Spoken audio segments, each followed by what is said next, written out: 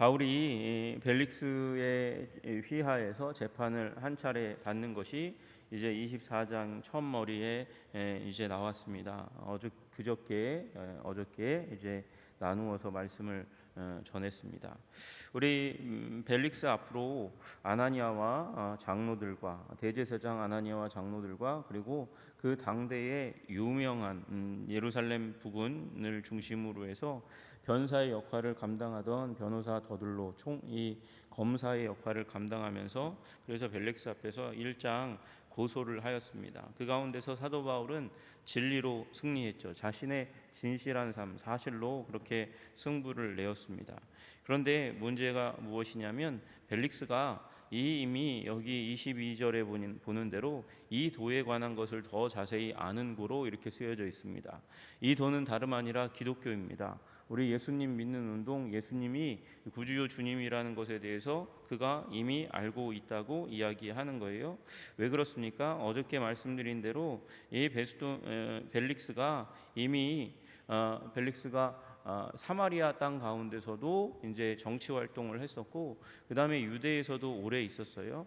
그런 이미 시간이 오랫동안 있으면서 로마 사람임에도 불구하고 사마리아와 유대 가운데서 깊숙이 뿌리내리고 있는 기독교 운동에 대해서 당연히 정치인이라면 관심을 갖고 그리고 관찰하고 깨달아 알아야 하는 것이죠.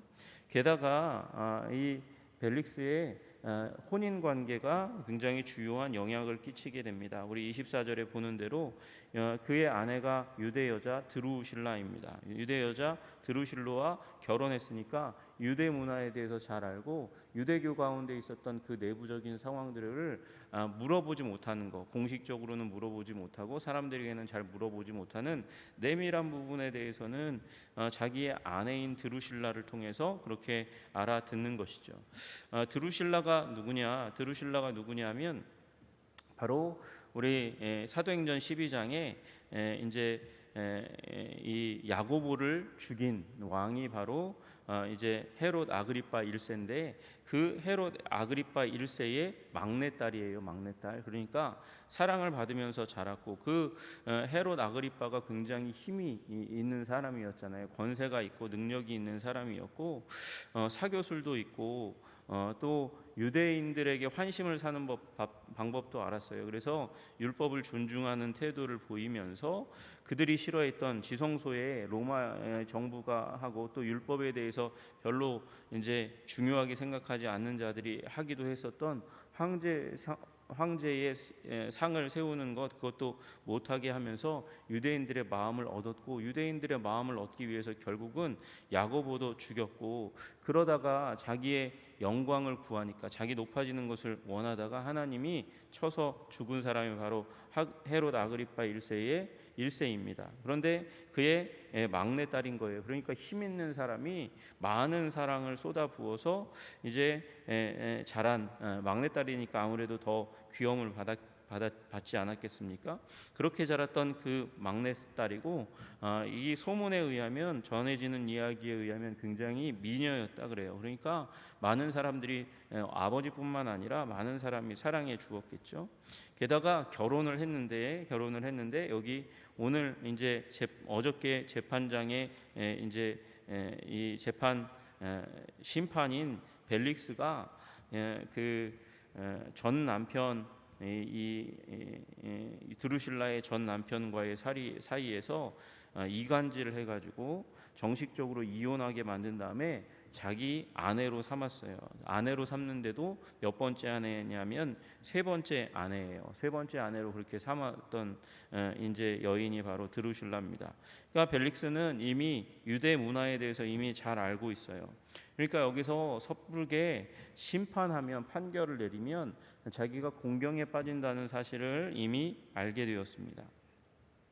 바울이 무죄합니다. 무죄한데도 불구하고 그가 심판을 내려가지고 바울이 유죄다 이렇게 얘기하면, 그러면 로마 시민에 대해서 불편부당한 판결을 내린 거니까 자기가 책임을 져야 되잖아요. 여러분, 이 사람은 자기의 이익을 위해서는 폭력도 음모도 그리고 강팍한 일을 진행하는 것도 전혀 거리낌이 없는 사람인데, 자기 이 이익을 위해서라면 이 어떠한 오명도 쓰지 않기를 원하는 사람인 거예요. 그러니까 함부로 바울을 유죄 판결 내릴 수가 없습니다. 그리고 자기 이제 장인 이미 죽었지만 자기 장인의 모델을 따라서, 그걸 누가 잘 알려주었겠어요? 드루실라가 잘 알려주었겠죠. 그래서 유대인들의 심기를 건드리지 않는 방법도 잘 알고 있는 거죠. 그러니까 벨릭스가 이 상황에 대해서 너무나 잘 알고 있으니까 연기하여 이르되, 판결을 연기합니다. 천부장, 핑계가 뭐냐? 천부장 루시아가 내려오면 그때 그의 말을 다시 한번 들어보고, 천부장이 이제 편지를 썼잖아요. 편지 가운데 이미 무죄하다고 썼어요. 썼으니까 이제 그 천부장 루시아의 의견은 변화될 일이 없어요. 그런데 천부장에게 이제 더 물어볼 얘기가 있으니까 상세하게 보고 다시 한번 받고 진상을 확인한 후에, 그런 다음에 이제 판결을 내려도 늦지 않겠냐 그러면서 핑계를 합니다. 그리고 나서 2년이 흘러요. 2년이. 그 가운데 천부장 루시아, 자기의 휘하에 있는 사람이니까 부르면 부를 수 있는데, 여기 성경에는 그 부분에 대해서는 관심이 없어가지고 루시아를 호출했는지 아니했는지 기록되어 있지 않습니다. 그가 판결을 연기하고 2년 동안이나 바울을 그냥 가택 연금시켰어요. 23절에 나와 있는 대로 쿠스토디아 리브레라는 단어, 항상 감시하되 친구를 만날 수 있는 자유를 허락하는 로마의 그 형식을 취합니다. 아마 그 이제 조금 이 벨릭스의 군사들이 인근에 머물고 있는 이 총독 관저에서 아주 가까운 곳에 있는 집에 바울을 연금시키고, 그 다음에 그곳에 병사를 두어서, 그래서 항상 예의주시하는 그런 상황 가운데 있었을 거고, 여기 말씀하시는 대로 자유를 주고 그의 친구들이 그를 돌보아 주는 것을 금하지 말라. 그러니까 자유를 주는 거니까 그 집에서 나와서 어디를 다니는 건 자유했을 거고, 친구들이 와서 돌보아 주는 것도 이제 금하지 않도록 했습니다. 그러니까 반자유 상태니까 지키는 사람이 가드가 있어서 유대인들 가운데서 40명 정도가 일어나 바울을 암살하려고 했던 사람으로부터 보호도 받으면서, 그러면 공권력의 보호를 받으면서 그러면서 교제할 수 있는 은혜를 얻게 된 것이죠. 그래서 설교는 하지 못해도 교제하면서 가르칠 수 있는 그런 여유는 생기게 되는 것입니다. 사도 바울이 그렇게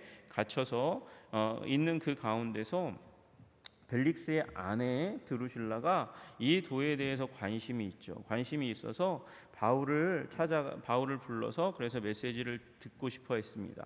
이 도는 이미 알고 있지만, 그러나 바울이 유명 인사잖아요. 그러니까 유명 인사니까 유명 인사의 말 잘하는 바울, 그리고 권위 있는 바울, 유명한 바울의 메시지를 듣고 싶어 해서, 그래서 믿는 도를 들었습니다. 바울을 불러서 자기 남편과 함께 벨릭스와 함께 듣는 거예요.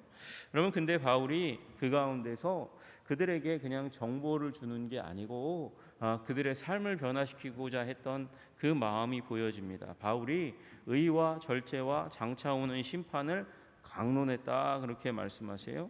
그랬더니 벨릭스가 두려워했다 말씀합니다. 여러분, 이 벨릭스가 함께하고 드루실라가 함께하는 이 자리 가운데 성령님이 역사하시니까 벨릭스의 마음 가운데 두려움이 임하고, 이 특별한 첫 번째 모임 가운데 대답하지도 못하고 자기 응답하지 못하고 그냥 지금은 가라, 내가 틈이 있으면 너를 부르고 이 말씀에 대해서 응답하겠다, 그렇게 이야기하는 거예요. 여러분, 의와 절제와 심판이라고 얘기해요. 여러분, 의란 무엇입니까? 거룩해야 한다는 것이죠. 하나님 앞에서 거룩해야 하는데 거룩한 사람이 없다. 그것이 복음의 진리의 내용 아닙니까? 사도 바울이 갈라디아서와 로마서에서 얘기한 대로라면 우리는 의롭지 않아요. 우리는 죄인이에요. 우리는 의식, 무의식 그 존재의 밑바닥부터 죄인이에요. 그러니까 이 의는 아마도 이 인간의 죄인됨을 강력하게 주장하고 지적하는 내용이었을 거고요. 그 다음에 절제란 무엇이겠습니까? 절제가 믿지 않는 사람에게 절제를 강조하겠습니까? 믿는 자에게 요구되는 절제, 다시 얘기하면 경건에 대해서 말씀하시는 것이죠. 왜 경건해야 됩니까? 왜 의로워야 됩니까? 왜 불의한 가운데서 왜 우리가 돌이켜 회개하고 절제하여 거룩함을 유지해야 됩니까? 장차 올 심판 때문인 것이죠. 장차 올 심판, 그 심판, 악인과 선인의 부활의 자리 가운데서 하나님께서는 악한 자의 부활 가운데 그냥 두시지 않고 그들을 영원한 고통 가운데, 불지옥 심판 가운데 그들을 처하게 하실 것이고, 또 하나님의 사람은 영원한 하나님의 은혜 가운데 주님의 사랑과 그리고 이 천국의 복락 가운데 살게 하실 것입니다. 그것이 심판 그 이후의 삶에 대해서 이야기하는 것이죠. 여러분, 이것은 구원의 삼시제에 대한 것일 거예요. 과거 우리가 가지고 있는 죄성, 우리의 부족함과 연약함과 악한 의도 때문에 우리는 불의한 존재가 되었습니다. 말미암아 회개해야 한다는 것이죠. 과거의 문제에 대해서 우리는 의로우신 하나님 앞에서 우리는 회개하고 돌아와야 합니다. 회개하고 주님 앞에서 우리 존재를 변화시키도록 하나님 앞에 우리 자신을 내어드리는 일을 해야 된다. 이것이 의에 대한 것이고, 그리고 성화의 삶을 살아가는 것, 그것이 믿는 자, 그 지금 현재의 삶을 살아가는 하나님의 백성의 삶이라는 것을 바울이 가르쳤고, 그것이 장차 올 심판 가운데 우리가 대비하는 삶이라고, 그렇게 과거와 연관된 것, 그리고 현재와 연관된 성화, 절제에 대해서, 그리고 미래 심판에 대해서 이야기하는 것이죠. 여러분, 이것이 오늘 우리 성결교회가, 우리 기독교회가 전파하는 복음의 내용입니다. 우리 성결교단의 전도 표제가 무엇입니까? 중생, 성결, 신유, 재림, 사중복음이에요. 여러분, 그 가운데 중생에 해당하는 것이 의입니다. 우리는 거듭나야 합니다. 왜냐하면 우리는 죄인으로 태어났기 때문이고, 영적으로 다시 태어나지 않으면 하나님 나라에 들어갈 수가 없어요. 아니, 볼 수조차 없다. 그것이 니고데모에게 주님께서 말씀하신 내용입니다. 그것이 의에 대한 내용이죠. 여러분, 성결이 바로 이 절제에 관련되어 있는 것입니다. 여러분, 성결해야 합니다. 그렇지 않으면, 성결하지 않으면 하나님과의 만남을 이어갈 수 없습니다. 성결하지 않으면, 거룩함이 없으면 하나님을 볼 수 없다. 성경은 그렇게 말씀하고 있습니다. 우리는 그래서 절제해야 되는 거예요. 거룩하게 되기 위해서 절제해야 됩니다. 그리고 절제할 때 우리의 삶 가운데, 성결할 때 우리의 삶 가운데 오는 것이 육체의 건강입니다. 우리가 너무 일을 열심히 해서도 병을 얻습니다. 그리고 성결하게 주님을 바라보고 주님을 의지하지 못할 때에 우리가 또 병을 얻습니다. 과도할 때 우리는 병을 얻게 되는 것이에요. 그것이 우리 신유도 절제와 관련되어 있는 것입니다. 다시 한번 주님께 돌아감으로 말미암아 주님께서 우리의 삶 가운데 건강을 허락하시는 것이죠. 그리고 재림이 심판과 관련되어 있는 것입니다. 이것은 여러분이 잘 알듯이, 이미 말씀드렸듯이, 벨릭스가 자기의 이익을 위해서라면 굉장히 잔인하게 사람들을 압제하고 고통하게 하고 소요를 일으키고 음모를 꾸미는 일에 능수능란했던 사람이었으니, 이 말씀을 전할 때 아무래도 하나님의 이 성령님이 주시는 바로 회개 가운데, 돌이킴 가운데 들어갔고요. 그리고 또 아내를 얻는 방법 가운데 굉장한 협잡이 있었습니다. 그리고 오늘날 거룩해야 한다는 말은 방탕하여 아내를 3명이나 구하고 3명이나 구하는 그 가운데서도 굉장히 큰 음모가 있었던 그 벨릭스의 내면 가운데 굉장히 큰 찔림을 주는 것이죠. 드루실라와 관련되어서 거룩을 이야기하고 이것이 심판받을 일이다 이야기하니까 벨릭스가 두려움 가운데 사로잡혔다, 그렇게 이야기합니다. 그러니까 바울은요, 그냥 정보에 대해서 준 것이 아니고요, 드루실라와 그리고 벨릭스를 회개하여 예수 믿도록, 주님께 돌아오도록 그렇게 하려고 했어요. 그런데 문제는 뭐냐면, 두 마음을 품으면 이게 회개가 잘 안 된다는 거예요. 회개가 잘 안 돼요. 왜 이 벨릭스가 2년 동안이나 왜 재판을 지지부진하게 연기하면서 판결을 내리지 않습니까? 유대인의 환심을 살려고 하기 때문이고, 또 하나는 돈을 구하기 때문이에요. 동시에 또 26절에 보니까 동시에 또 두 마음에 대한 그 암시가 동시에 또라는 단어에 이제 담겨져 있는 것이죠. 바울에게 돈을 받을까 바라는 거로 더 자주 불러 같이 이야기하더라. 그렇게 이야기하고 있습니다.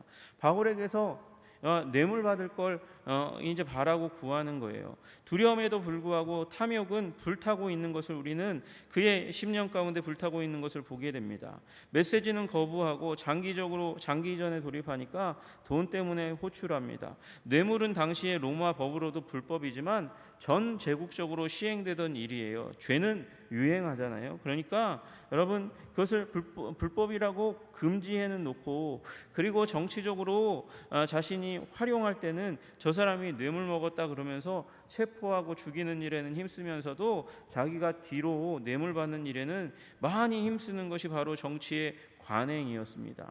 사도 바울을 왜 자주 불러서 돈을 받을까 바랍니까? 사도 바울에게서 돈 냄새가 많이 나는 거니까 그래요. 천막을 짓는 사람이잖아요. 천막이라고 하면 이 시대 가운데서는 건축업에 해당하는 일이에요. 사람들이 많이 이제 유목 생활을 하는 사람들은 집을 이 텐트로 가죽으로 지은 튼튼한 집을 얻기를 원했으니까 그곳에 많은 돈을 들이게 됩니다. 그러니까 사도 바울도 당연히 가죽으로 이 텐트를 만들어서 가죽으로 행하는 일을 하게 되니까 많은 돈을 벌었을 거예요. 아마 사도 바울은 그 옷 입는 것이나 뭐 이런 것들이 행색이 초라하지는 않았을 겁니다. 그런 가운데 또한 사도 바울이 심판받는 가운데 얘기했던 여러 가지 변호의 내용들을 보니까 많은 구제 헌금을 가지고 와서 예루살렘 교회에 전했잖아요. 정결 예식에 이제 결례에 임한 이 나시린 서약한 사람들 몇 사람의 제사 비용을 대납하기까지 합니다. 그리고 긴 소송 기간 그 가운데 생활비는 자기의 몫인데, 드는 돈은 자기의 몫인데 그걸 감당해요. 돈에 대해서 걱정을 별로 하지 않는 모습을 보게 되는 거예요. 사도 바울이 구제금 받은 것을 자기의 이제 이 감옥 생활을 위해서 사용했겠습니까? 결코 그러지 않았을 거예요. 그건 지금으로 따지면 횡령에 해당하는 거니까 사도 바울은 그 둘을 확실히 구분했을 것이고, 자기의 생활에 대한 부분은 이제 자기가 생업으로 했던 천막 짓는 일에 번 돈을 가지고 충당했을 것이고, 또한 여러분 여기 가이사랴잖아요. 가이사랴는 우리 이미 보았던 대로 빌립이라는 전도자가 이제 교회 지도자로서 일을 하고 있으니까 이 일십시일반 작은 돈을 모아서 사도 바울을 돕는 사람들, 많은 사람들이 오가면서 사도 바울을 도왔으니까 사도 바울이 경제적으로는 쪼달리지 않는 거죠. 그 모습을 보니까 사도 바울에게 돈이 있구나. 그러니까 이 재판을 끝내려면 내가 유력자니까 나에게 이제 돈을 바치겠지, 그런 마음을 가지고 사도 바울을 자주 부르는 거죠. 그 꿈이 언제 끝납니까? 베스도라고 하는 이가 이제 후임 총독으로 지명받아서 오게 될 때까지 이어진다고 이야기합니다. 유대인의 마음을 얻고자 벨릭스는 바울을 구류하여 두면서 판결은 내리지 않으면서 지지부진하면서 2년이나 그 재판을 끌어가면서도 사도 바울을 말을 듣는 것은 즐거워하고 그 배후에는 혹시 뇌물 받을까 그런 생각을 가지면서 이 일을 이어가는 거예요. 여러분, 우리 가운데도 두 마음이 있으면 안 됩니다. 두 마음이 있으면 거룩하게 살아갈 수가 없습니다. 하나님의 뜻을 집중하면서 만몬, 돈과 하나님을 겸하여 섬기는 일, 세상 세력과 하나님을 겸하여 섬기는 일은 우리가 다리가 찢어지는 일입니다. 뱁새가 황새에 쫓아가면 다리가 찢어진다 그러는데 아니요, 두 마음을 품으면 다리가 찢어지는 것입니다. 우리가 할 수 있는 한 일을 행하지 못하는 일들이 일어납니다. 그럼에도 불구하고 하나님은 이 가운데서 합력하여 선을 이루어 주시는 하나님이십니다. 이 2년간 이 사도행전과 누가복음을 지은 누가는 바로 이 가택연금의 상황 가운데서 함께 안식하는 시간을 가졌을 거예요. 안식하는 것으로 끝난 것이 아니라 누가는 바로 이 시기에 2년의 시간 가운데 사도 바울이 이제 감금 상태 가운데 사도 바울을 수종드는 일 가운데 약간의 여유를 얻었잖아요. 그래서 그는 많은 이제 이 정보를 얻어가면서 누가복음과 사도행전을 저술할 수 있는 자료를 모았을 것이라고 생각됩니다. 사도 바울도 이 시기에 아무래도 이제 로마로 올라가기 전에 자신의 이미 서신서를 많이 썼지만 그 신학을 다시 한번 다듬는 그런 시간 가운데 있었을 것으로 그렇게 사료됩니다. 그렇습니다. 우리 믿는 자들에게는 우리 멈추어 있는 시간도 유익한 시간이라는 사실을 믿으시기를 주님의 이름으로 축복합니다. 경제적으로 어려워서 사업이 어려운 가운데 있을지라도, 직장이 어려운 가운데 있을지라도, 내가 한직에 밀려나서 그래서 굉장히 어려운 시기를 보낸다 할지라도 그 시기를 비관하고 비난하고 아파하고 괴로워하는 시간으로 삼아서는 안 되는 것입니다. 오히려 그 시간에 하나님께 집중하고 나의 육체를 돌보고 자기를 개발하는 시간으로 삼아가면 이 누가의 바울의 감금으로 말미암아 누가도 강제 휴식 가운데 들어가잖아요. 그런데 그 시간을 통해서 우리 오고 오는 세대가 큰 유익을 얻게 되는 누가복음과 사도행전이 저술되는 기초가 마련되는 것처럼 우리 삶의 기초가 마련되고 후손들에게 은혜를 끼칠 수 있는 그런 여유가 만들어지는 것이죠. 우리 한 장로님이 그런 간증을 한 적이 있습니다. 이제 직장을 그만두고 그리고 하려고 했던 일도 잘 되지가 않아서 큰 마음의 상처와 아픔을 겪고 있었다는 것이죠. 그때에 했던 일이 산에 오르는 일이었답니다. 그런데 산에 오를 때에 꼭 손에 성경 구절, 성경 암송 카드를 손에 쥐고 그러고 산에 올랐다는 거예요.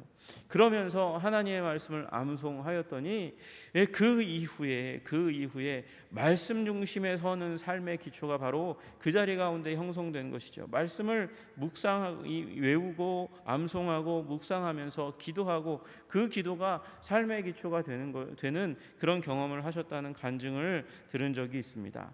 여러분, 우리 환난의 시기, 어려움의 시기 가운데 기도의 자리로, 말씀의 자리로 하나님께로 더 가까이 나아가시는 여러분들 되시기를 주님의 이름으로 축복합니다. 그리고 고난의 깊이만큼 우리는 성장합니다. 여러분, 고난의 깊이만큼 성장하게 하시는 하나님의 은혜를 경험하고 더욱더 견고하여져서 하나님 나라에 쓰임받는 자들로 성장하게 하시기를 주님의 이름으로 축복합니다. 기도하겠습니다. 하나님 아버지, 우리는 고난 가운데 있을지 모릅니다. 아니, 환난을 당하나 담대하라고 말씀하신 주님, 그리고 우리가 주인보다 크지 못하고 주인께서도 이 땅 가운데서 오해받고 환난을 당하셨으니 어쩌면 우리가 환난을 당하는 것은 너무도 당연한 일인 줄 압니다. 주님, 우리가 고난을 피하려 하기보다 고난을 감당할 수 있는 강력을 가질 수 있도록 주님 앞에 기도하는 자들이 되게 하여 주시옵소서. 주님, 상황에 의해서 아버지 흔들리는 존재가 아니라 주님 바라보면서 오직 아버지 주님께서 주시는 안정감 가운데 설 수 있는 자들이 되게 해 주시고, 하나님 두 마음 품지 않도록 주님 벨릭스처럼 두 마음의 사람이 되지 않도록 주님 우리를 붙들어 주시고 인도하여 주시옵소서. 환난이 올 때 주님의 도우심과 다스리심 가운데 더욱더 굳건하게 되는 주의 백성 되게 하여 주옵소서. 예수님 이름 받들어 기도드리옵나이다. 아멘.